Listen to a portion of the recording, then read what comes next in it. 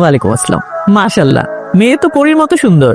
আপনাদের আপত্তি না থাকলে ওকে আমি খুব তাড়াতাড়ি আমার মেয়ে করে নিয়ে যেতে চাই। আপত্তি থাকবে কেন? আপনাদের খোঁজ খবর নিয়ে তারপরে না আমি আপনাদের আসতে বলেছি। কেমন আছেন শাফিন সাহেব? কি দুজন দুজনকে আগে থেকে চিনিস? কয়েকবার দেখা হয়েছে, টুকটাক কথাও হয়েছে। আরে বাহ, তাহলে তো খুবই ভালো। শাফিন সাহেব, আপনার সাথে আমার কথা আছে। আসলে আপনি কিছু মনে করবেন না, আমি এখনো আমার বিয়ে নিয়ে ওভাবে ভাবিনি, কিন্তু আমি অবাক হচ্ছি আপনাকে দেখে। যে কিনা কথাই বলে না, সে 2 দিনের পরিচয়ে বাসায় মা বাবা নিয়ে হাজির। আপনার সাথে হয়তো আমার কখনো বন্ধুত্ব হবে না, আজকে পরে হয়তো কখনো যোগাযোগ হবে না, তবে শেষ দেখায় বৃষ্টিতে ভিজে রিক্সায় আপনার পাশে বসা আমিকে সবচেয়ে সুখী ভাবে পেয়েছি। সেদিন ঠিক প্রশ্ন করেছিলেন, আমি কখনো কোনো মেয়ের পাশে বসিনি রিক্সায়। আপনার এত আন্তরিকতা আমাকে সেদিন সবচেয়ে বেশি সুন্দর স্মৃতি দিয়েছিল, যদিও মুহূর্তটা বেশিক্ষণের নয়। আপনার সাথে রিক্সায় ঘোরার সেই স্মৃতি নিয়ে আমি সারা জীবন কাটিয়ে দিতে পারবো, যদিও স্মৃতিটা বেশিক্ষণের না। আসি। কি হয়েছে বাবা?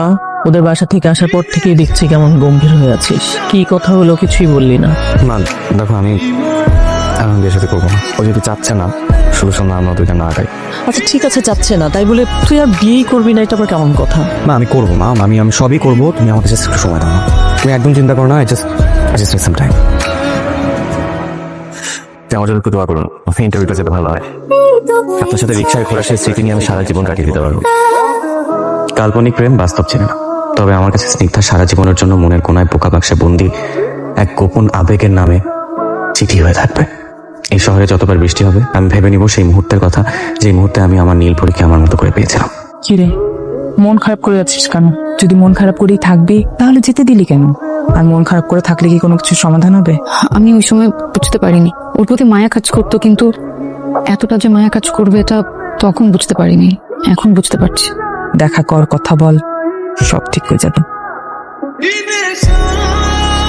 আপনি আমাকে কল্পনায় দেখছেন না, বিশ্বাস হচ্ছে না? আপনি সত্যি সত্যি এসেছেন? আমার প্রতি যে আপনার মুগ্ধতা, তা কিন্তু আমি কিছুটা হলেও আজ করতে পেরেছিলাম।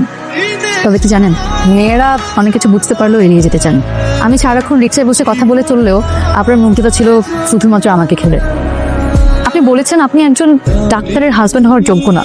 এই যোগ্য অযোগ্যর বিভেদটা আসলে আমরা নিজেরাই তৈরি করি।